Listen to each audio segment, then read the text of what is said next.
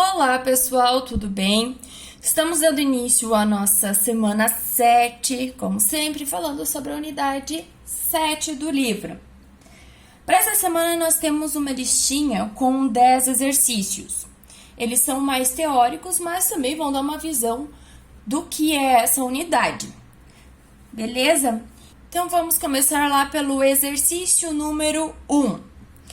A quantidade de movimento é uma grandeza tal, cuja direção e sentido são iguais aos do vetor tal. Vamos procurar. Para isso, a gente vai lá na página 125 do livro, onde tem a definição de quantidade de movimento. A quantidade de movimento leva em conta tanto a massa do corpo como a sua velocidade. Se um corpo de massa m está a uma velocidade v em determinado instante, t define-se a quantidade de movimento no instante considerado como a grandeza vetorial. Então, a primeira resposta a gente já tem. Quantidade de movimento é uma grandeza vetorial. E a direção e sentido, aí a gente vem aqui nesse quadrinho, em que a direção e o sentido dessa minha quantidade de movimento são as mesmas do vetor velocidade.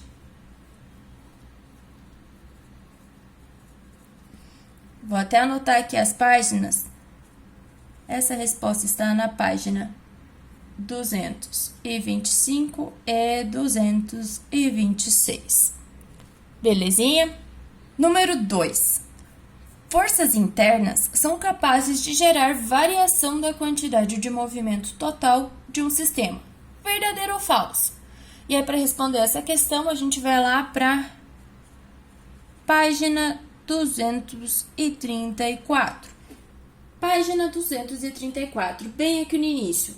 Me diz o seguinte: a quantidade de movimento de um sistema só pode ser alterada pela ação de forças externas ao sistema. As forças internas não alteram a quantidade de movimento. E aqui me diz que as forças internas são capazes de gerar a variação da quantidade de movimento. E não é. São apenas as forças externas. Então, essa questão aqui é falsa. Número 3. A quantidade de movimento tem unidade de acordo com o Sistema Internacional de Unidades e é definida pelo produto da por sua... Então, para responder isso aqui, a gente vai voltar lá nas páginas 225 e 226.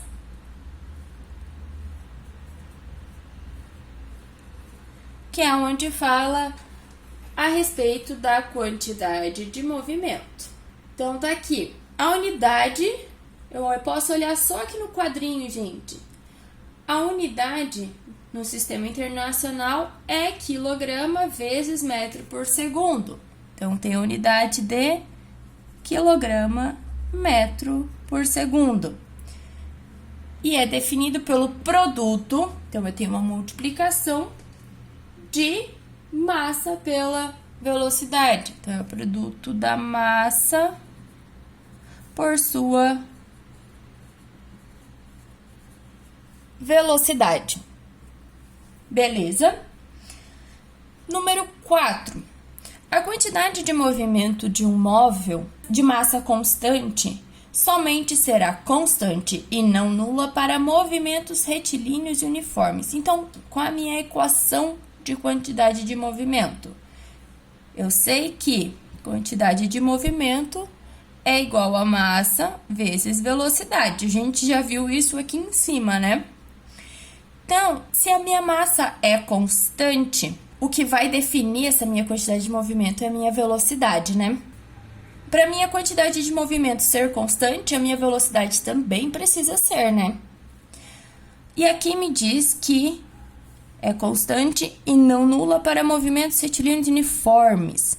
Então, movimentos retilíneos uniformes, eu tenho um MRU. E no MRU, eu sei que a minha velocidade é constante. Se a minha massa é constante, a minha velocidade é constante, a minha quantidade de movimento também é constante. Então, essa afirmação aqui é verdadeira. Questão número 5. A quantidade de movimento é uma grandeza escalar e a direção e o sentido desse vetor sempre acompanharão a direção e o sentido do vetor aceleração. Essa mesma afirmação a gente já respondeu aqui na questão 1. Quantidade de movimento é uma grandeza vetorial, então não é escalar, ela é vetorial. Já tá errado isso aqui, mas vamos continuar. A direção e o sentido deste vetor sempre acompanharão a direção e o sentido do vetor velocidade, não é aceleração. Velocidade. Então, essa afirmação aqui também está falsa. Número 6. A energia cinética pode ser definida por meio da razão do quadrado da quantidade de movimento pelo dobro do objeto. Nossa Senhora! Vamos escrever tudo isso que eu acho que vai ficar mais fácil. Então, deixa eu pegar aqui minha folhinha. E vamos ler e escrever isso aqui. Então, exercício número 6. Tá me dizendo o seguinte, a energia cinética, então vou escrever aqui já o que eu tenho, energia cinética, ela pode ser definida por meio da razão, então eu vou ter uma divisão, do quadrado da quantidade de movimento, então quadrado da quantidade de movimento, pelo dobro da massa do objeto, então 2 vezes a massa. Essa afirmação tá me dizendo isso daqui, ó. E agora eu tenho que ver se isso realmente é verdade ou não. A minha energia cinética é mv² sobre 2. E a minha quantidade de movimento é massa vezes velocidade. Aqui eu ainda tenho massa, mas eu não tenho velocidade. Então, eu vou isolar a minha velocidade nessa equação aqui. Vou passar a massa lá para o outro lado. Então, eu vou ter uma velocidade que é igual à minha quantidade de movimento dividida pela massa. Beleza, né?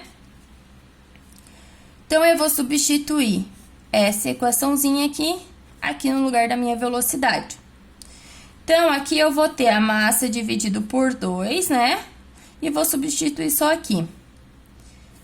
A minha velocidade é a quantidade de movimento dividido pela massa. Não podemos esquecer do quadrado. Aqui eu continuo com m sobre 2 vezes o meu quadrado, regra de potenciação, vai para os dois, tá? Então, eu vou ter um q ao quadrado dividido por um m ao quadrado. Até aí, beleza. Eu tenho massa em cima e massa ao quadrado embaixo. Eu consigo cortar essa massa com uma das massas aqui, porque massa ao quadrado é massa vezes massa, certo? Então, aqui em cima me sobrou o q ao quadrado, e embaixo eu tenho 2, e aqui ainda me sobrou uma massa. Então, eu sei que a minha energia cinética é o q ao quadrado dividido por 2 vezes m, que foi exatamente o que o exercício me deu aqui no início. Então, eu tenho que essa afirmação é verdadeira. Exercício número 7. As forças externas geram variação da quantidade de movimento. Essa afirmação a gente já viu na questão número 2, que dizia que eram as forças internas, mas estava errado, porque são as forças externas que geram a variação da quantidade de movimento. Então, essa questão já está respondida, são realmente as forças externas. Ela é verdadeira. Exercício número 8. A quantidade de movimento e a energia cinética se conservam em uma colisão elástica e frontal de massas m1 e m2, em que a partícula 2 estava em repouso antes da colisão. Então, deixa eu pegar o meu papelzinho aqui, ó.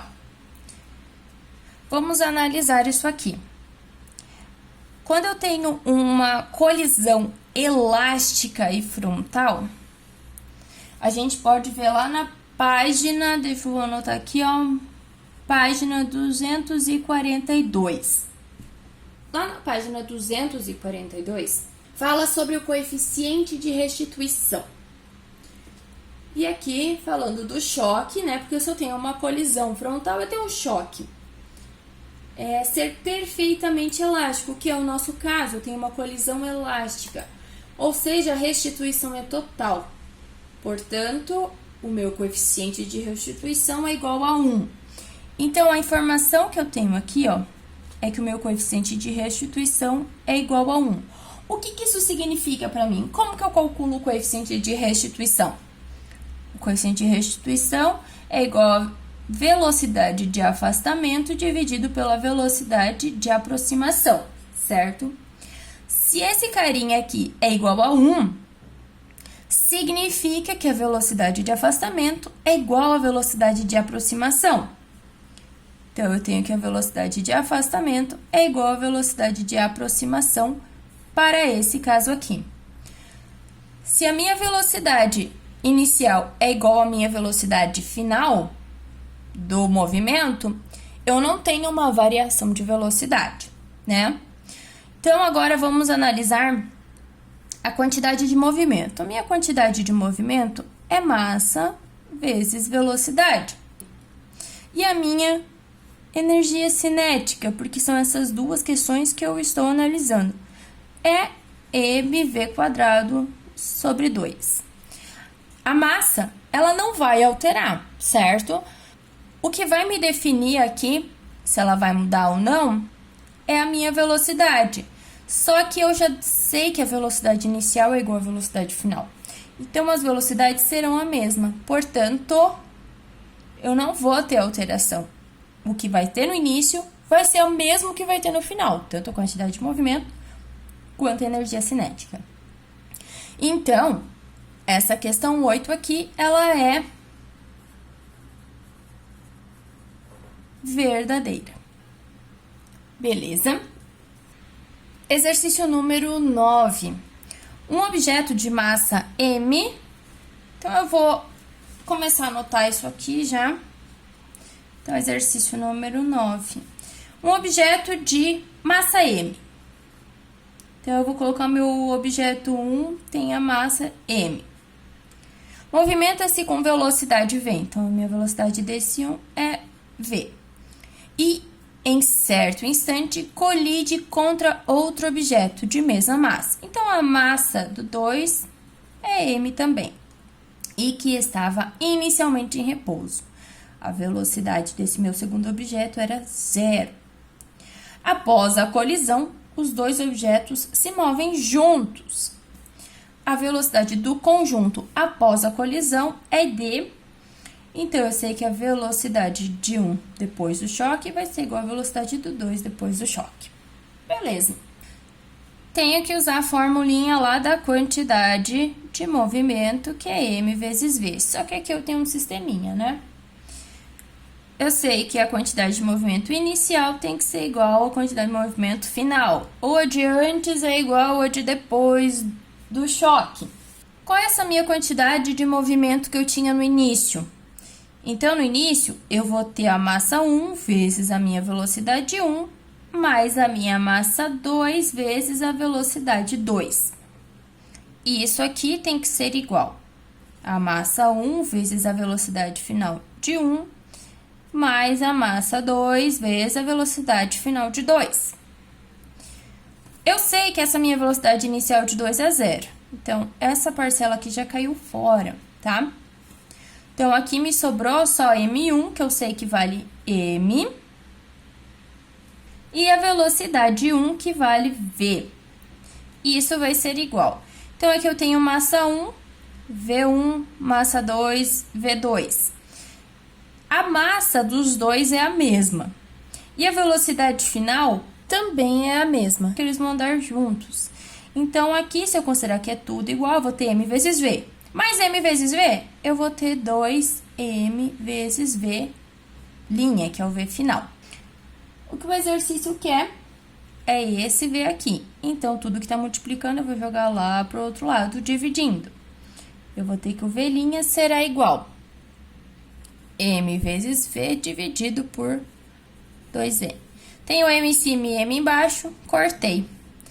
A minha velocidade final vai ser igual à velocidade inicial dividido por 2.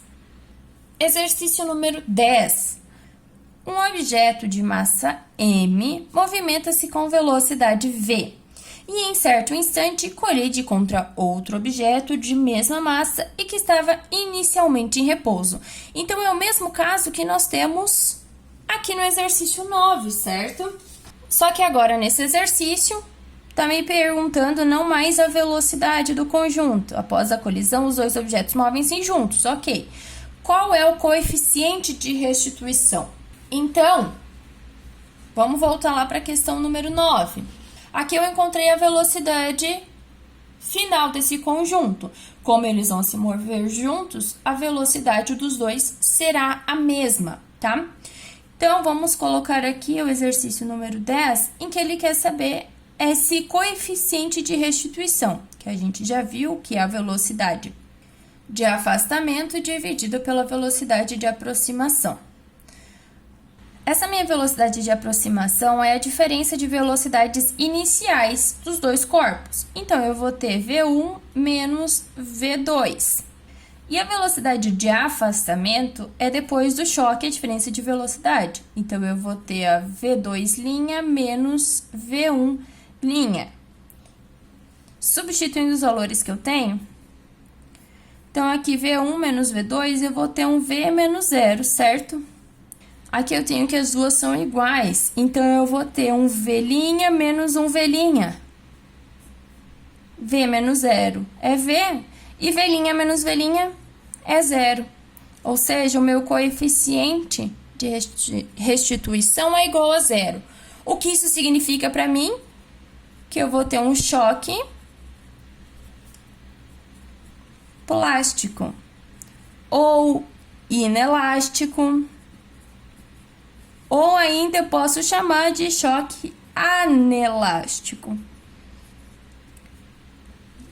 Porque depois da colisão, eles não vão se separar, eles vão continuar juntos. Então, galera, para essa semana eram esses os exercícios. Qualquer dúvida, mandem lá no meu e-mail. Beleza?